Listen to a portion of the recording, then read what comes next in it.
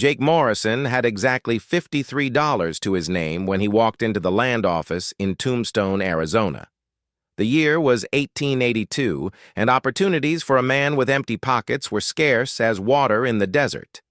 He clutched the crumpled bills in his weathered hand, hoping against hope that the clerk behind the wooden counter might have something, anything, he could afford. The office smelled of dust and old papers.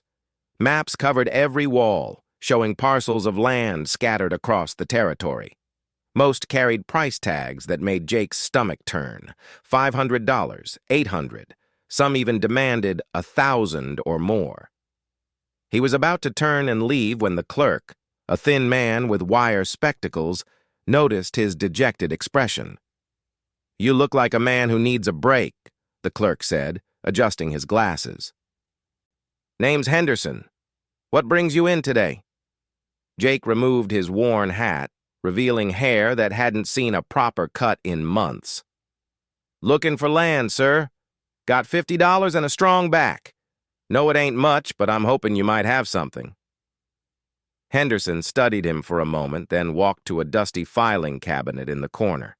He rifled through yellowed documents before pulling out a single sheet of paper. "Might have something for you. Strange situation, though.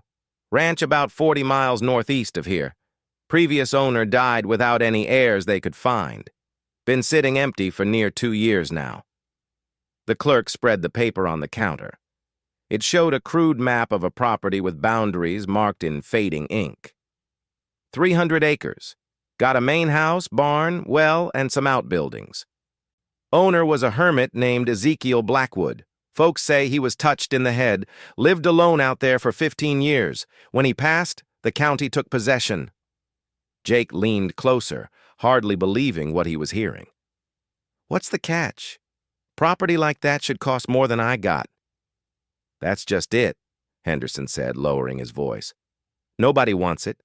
Local Apache have some kind of claim to the area.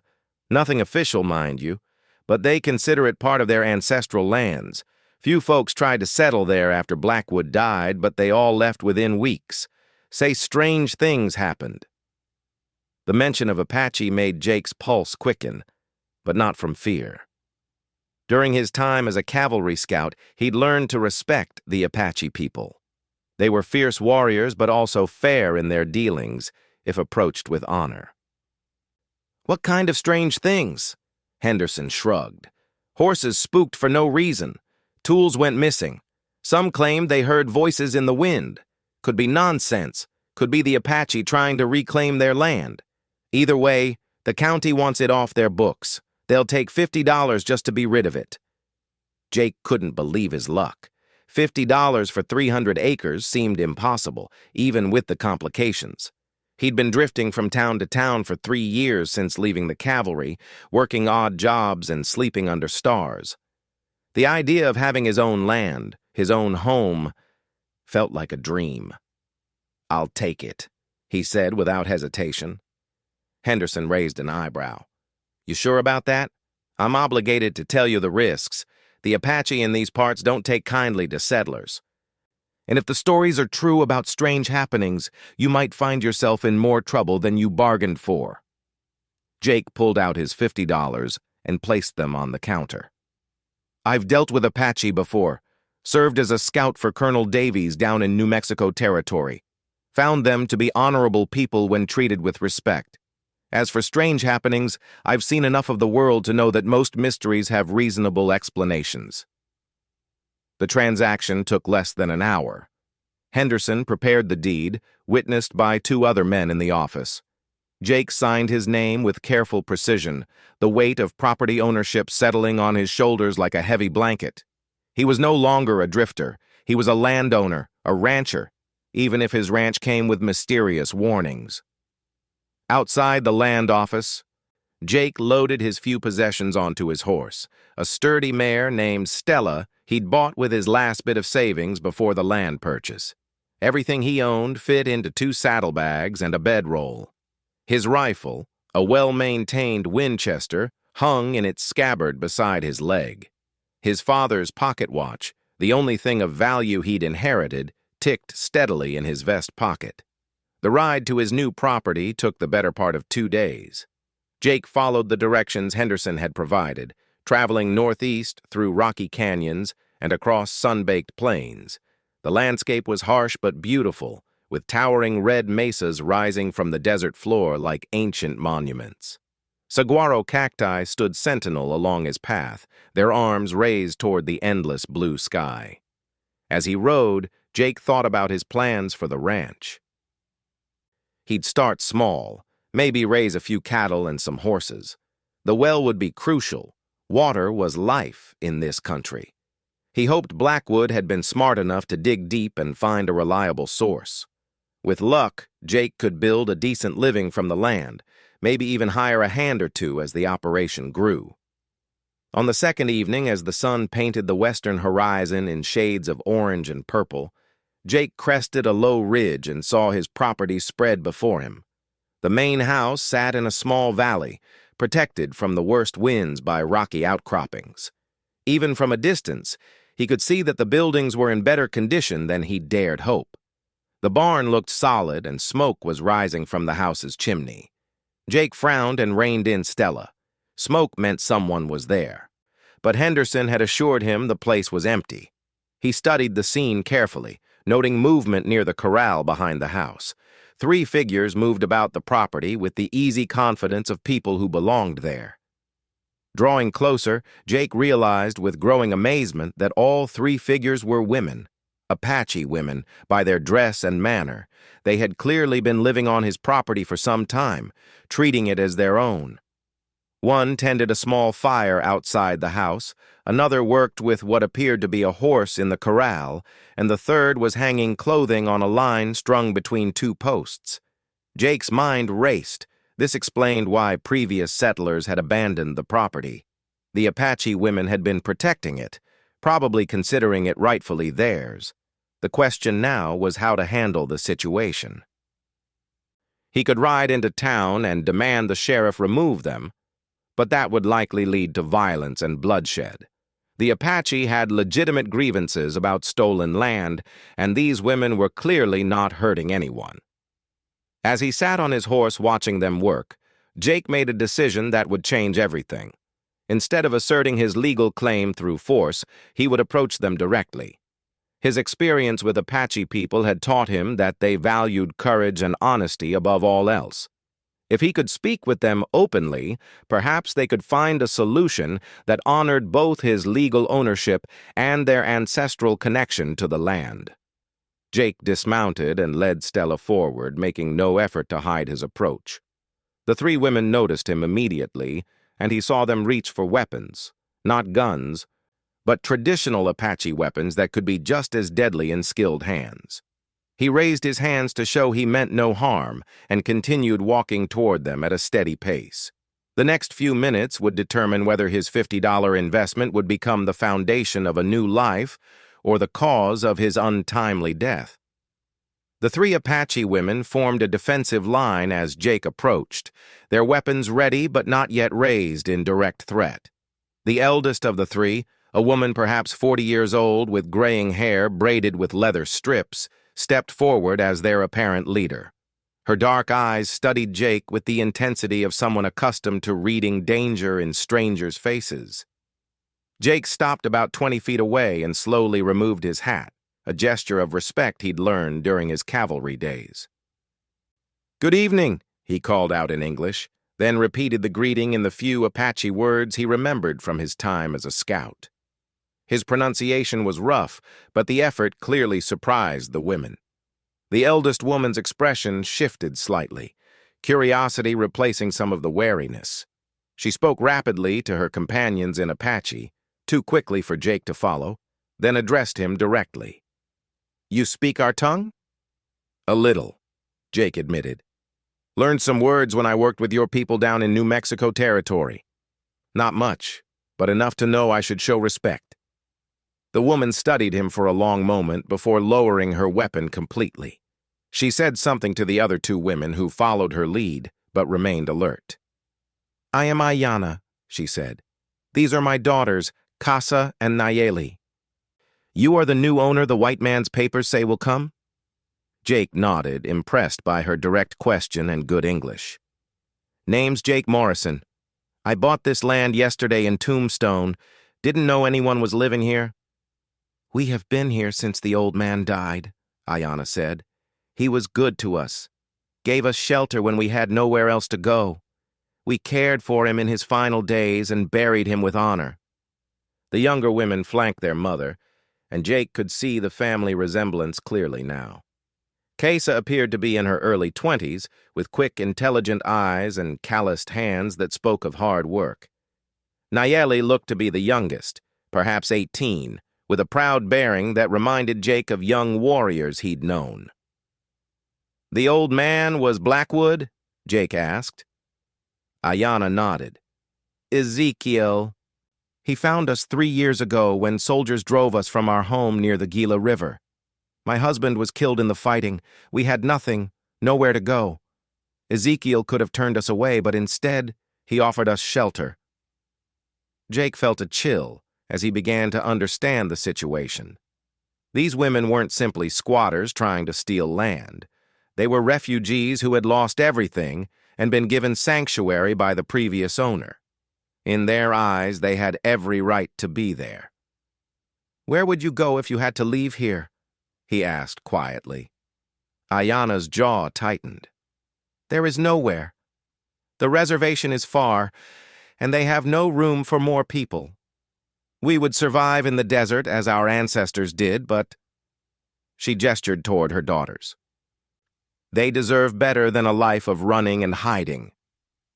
Jake found himself in an impossible situation. Legally, the land belonged to him. He had papers that said so, signed and witnessed. But morally, these women had a claim that went beyond legal documents. They had cared for the dying man who owned the property, and they had been living there peacefully for years. What did Blackwood say about the land before he died? Jake asked. Did he make any promises about you staying here? Casa spoke for the first time, her voice carrying a slight accent but clear English. He said the land would go to the government when he died, but he hoped whoever came next would be a good person. He taught us to read and write so we could understand the white man's laws. He was teaching you to read? Jake was surprised. Most white settlers in the territory wouldn't bother educating Apache people, viewing them as inferior. Ezekiel was different, Nayeli said, speaking up from behind her sister. He said knowledge was power, and we needed power to survive in the white man's world. He showed us how to farm the good soil near the creek, how to tend cattle, how to fix buildings. Jake looked around the property with new eyes. The well-maintained buildings, the organized corrals, the small garden plot he'd noticed near the creek. All of this was the work of these 3 women. They hadn't just been living on the land. They'd been improving it, caring for it.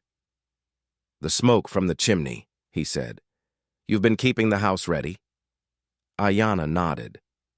Ezekiel said a house dies if it sits empty too long. We kept it clean, kept the roof repaired, made sure mice and other creatures didn't take over. We hoped whoever came might let us stay if they saw we were useful. The hope in her voice was carefully controlled, but Jake could hear it clearly. These women had spent months, maybe years, preparing for this moment when a new owner would arrive and decide their fate. They had maintained his property, protected it from vandalism and decay, all while knowing they had no legal claim to remain.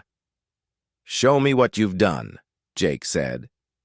Over the next hour, the 3 women gave him a tour of his own property. The house was immaculate, with repaired furniture and fresh whitewash on the walls. The barn housed 6 horses that Ayanna explained had belonged to Blackwood, along with basic farming tools and equipment, all in good repair. The well-produced clear, cold water and a small irrigation system channeled water to garden plots where vegetables grew in neat rows. We sell vegetables in the town sometimes, Casa explained. Trade for things we need, fabric, sugar, ammunition for hunting. The townspeople know us. We cause no trouble. Jake was amazed by what he saw. These women had essentially been running a small ranch on their own and doing it well. The property was worth far more than $50 in its current condition. Without their work, he would have inherited empty buildings and overgrown land. As evening approached, Ayanna invited him to share their meal, a stew made with vegetables from their garden and meat from a rabbit Nayeli had caught. They sat around the fire outside the house, and Jake found himself relaxing despite the unusual circumstances. "I need to ask you something directly," he said as they finished eating. "If I let you stay here, what would that mean? What kind of arrangement are we talking about?" The three women exchanged glances before Ayanna answered. "We would work for our keep. We know this land, know how to make it profitable. We ask only for shelter and food and permission to remain together as a family." "The townspeople might not understand," Jake warned. "Some folks have strong feelings about white men and Apache people living together." "Let them talk," Nayeli said with a flash of defiance. "We have done nothing wrong." Jake looked at each of them in turn. Ayanna, the steady leader who had kept her family together through loss and displacement. Casa, skilled and hard-working, who could probably outwork most cowboys he'd known. Nayeli, young and proud, with fire in her eyes that reminded him of the best soldiers he'd served alongside. "There's something else to consider," he said slowly. "Legal ownership and actual ownership might be two different things here. I have papers that say this land is mine, but you three have been living here, working here, protecting it. In some ways, you have more right to it than I do." "The white man's law says the papers matter most," Ayanna said quietly. "Maybe," Jake replied. "But I've learned that doing what's legal and doing what's right aren't always the same thing." As the fire burned down to glowing coals, Jake made a decision that surprised even himself. He had come to claim his land and start a new life as a solitary rancher. Instead, he found himself proposing something far different, a partnership that would challenge every convention of the time and place. "I have a proposition," he said. "This ranch needs all of us to succeed. You three know the land and how to work it. I know cattle and horses, and I have the legal ownership that will keep the government from interfering. What if we work together as partners instead of me as owner and you as workers?" The silence that followed was heavy with possibility and danger. What Jake was suggesting went far beyond simply allowing them to stay.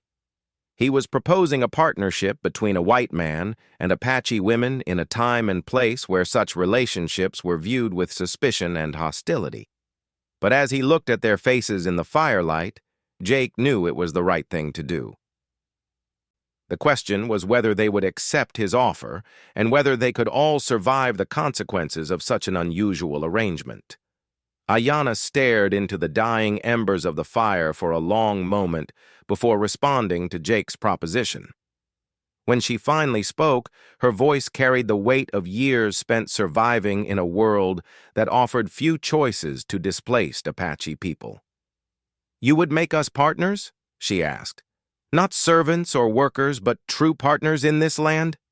Jake nodded firmly. "Equal partners. You know things about this land I'll never learn, and I know things about dealing with the territorial government and cattle markets that might help us all prosper. Together, we might build something none of us could manage alone." Casa leaned forward, her eyes bright with interest. "What would that mean exactly? How would such a partnership work?" "We'd share the profits from whatever we raise or sell," Jake explained. "Cattle, horses, crops, everything gets divided fairly. We all work according to our strengths. I handle the legal side and any dealings with territorial officials. You three continue managing what you're already doing well: the land, the gardens, the day-to-day operations." Nayeli spoke up, her voice carrying a note of skepticism that Jake respected. "And when the townspeople object to an Apache family living as equals with a white rancher? When they demand you send us away?" Jake had been thinking about this exact problem since making his offer. "Then we face that together. I won't lie, It will be difficult. Some folks will never accept it. But I've learned that living with honor matters more than living with everyone's approval. The three women exchanged a series of rapid conversations in Apache, their voices low but animated. Jake caught only fragments, words for trust, danger, and future. Finally, Ayanna turned back to him with a slight smile that transformed her weathered face. Ezekiel used to say that sometimes the spirits send exactly the person you need, even if they don't look like what you expected, she said. We accept your partnership, Jake Morrison, but we do this with eyes wide open, knowing the challenges we will face. That night, Jake slept in the main house for the first time as owner of the ranch. The women had prepared a clean room for him, complete with fresh bedding and a washstand. As he lay in the darkness, listening to the desert sounds outside his window, Jake wondered if he had just made the smartest decision of his life or the most foolish. The first test of their partnership came just 3 days later. Jake was working with Kesa to repair fence posts when they heard horses approaching fast. A group of 5 men rode into the yard, led by a heavy-set man wearing a deputy sheriff's badge. Jake recognized the type immediately, men who use their authority to intimidate rather than protect. "You Morrison?" the deputy called out, not bothering to dismount. "I am," Jake replied, walking forward with Casa beside him. The deputy's eyes fixed on Casa with obvious disapproval. "Got reports of Indians living on your property. That true?" "Got reports of partners helping me run my ranch," Jake answered calmly. "Is there a law against that?" "Don't get smart with me, boy," the deputy snapped. "Name's Briggs. These here are concerned citizens from town. Seems folks are worried about having Apache so close to settled areas." Jake noticed that none of the concerned citizens would meet his eyes directly. They were men he didn't recognize, probably troublemakers looking for an excuse to cause problems. "My partners have been living peacefully here for 3 years," he said. "They trade in town regularly and have never caused any trouble." "Apache are trouble just by existing," one of the men behind Briggs muttered. Jake felt his temper rise, but kept his voice level. "These women have done nothing but improve this land and conduct honest business. If you have specific complaints about specific actions, I'll listen. Otherwise, you're trespassing on my property." Briggs dismounted and stepped closer, trying to use his size to intimidate Jake. "Listen here, Morrison. Maybe back east or wherever you come from, folks think it's fine to play house with savages. Out here, we know better. Send them back to the reservation where they belong, or we'll do it for you." The threat hung in the air like smoke from a gun barrel. Jake was acutely aware that Ayanna and Nayeli had emerged from the house and were watching the confrontation. He also noticed that all 3 women had positioned themselves with clear lines of sight to various forms of cover. They were prepared for violence if it came. "Deputy Briggs," Jake said, loud enough for everyone to hear clearly. "I'm going to explain this once, and I hope you'll listen carefully. This is my legal property, bought and paid for with a proper deed filed in Tombstone. My business partners are here with my permission and consent. They pay taxes on their income from selling vegetables in town, which makes them contributing members of the community. If you want them removed, you'll need a court order signed by a judge, not threats from a deputy and his friends." Jake paused, then stepped closer to Briggs, meeting his intimidating glare with one of his own. "And if you try to remove them without proper legal authority, you'll be committing assault and trespassing on my property. I fought Apache warriors when I was a cavalry scout, and I learned to respect them as honorable opponents. I also learned how to fight, and I haven't forgotten." The standoff lasted several long seconds before Briggs stepped back. He wasn't a coward, but he was smart enough to recognize that Jake wasn't going to be easily intimidated. The presence of the 3 Apache women, clearly ready to defend their home, added another layer of complexity to any potential violence. "This isn't over, Morrison," Briggs said as he remounted his horse. "Folks in town won't stand for this arrangement long term."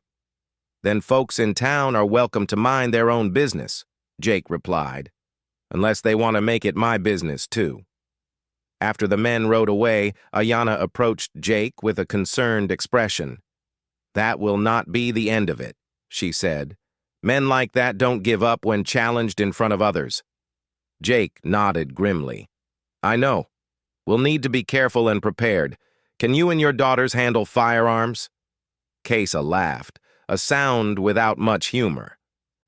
"We've been surviving on our own for 3 years. Yes, we can handle firearms." Over the following weeks, the partnership began to take shape in practical terms. Jake proved skilled with cattle and horses, just as he'd claimed. He bought 20 head of cattle with money borrowed against the ranch, and under his guidance, they quickly improved the small herd that Blackwood had left behind. The women's knowledge of the land proved invaluable. They knew where to find the best grazing, which water sources were reliable year-round, and how to predict weather patterns from subtle signs Jake was only beginning to learn. The arrangement with townspeople remained tense but manageable. Some merchants refused to trade with the Apache women, but others recognized the quality of their vegetables and continued doing business. Jake made a point of accompanying them to town regularly, making it clear that any mistreatment of his partners would be taken personally. The real test came 2 months after Briggs's visit. Jake was in town buying supplies when he overheard a conversation that made his blood run cold. 3 men were planning to raid the ranch that night while he was away, intending to solve the Apache problem permanently. Jake quickly finished his business and rode hard for home, arriving just as the sun was setting. He found the 3 women calmly preparing for the attack they had somehow anticipated. "How did you know?" he asked. "Nayeli heard horses watching us from the ridge yesterday," Ayanna explained. "Men who mean no harm don't hide and observe. We have been ready." That night, the 3 attackers found themselves facing not helpless women, but experienced fighters who knew their own land intimately. Jake and his partners had prepared carefully, positioning themselves to control all approaches to the buildings. When the raiders tried to burn the barn, they found themselves caught in crossfire from multiple directions. The fight was brief but decisive. 1 raider was wounded and captured. The other 2 fled into the darkness.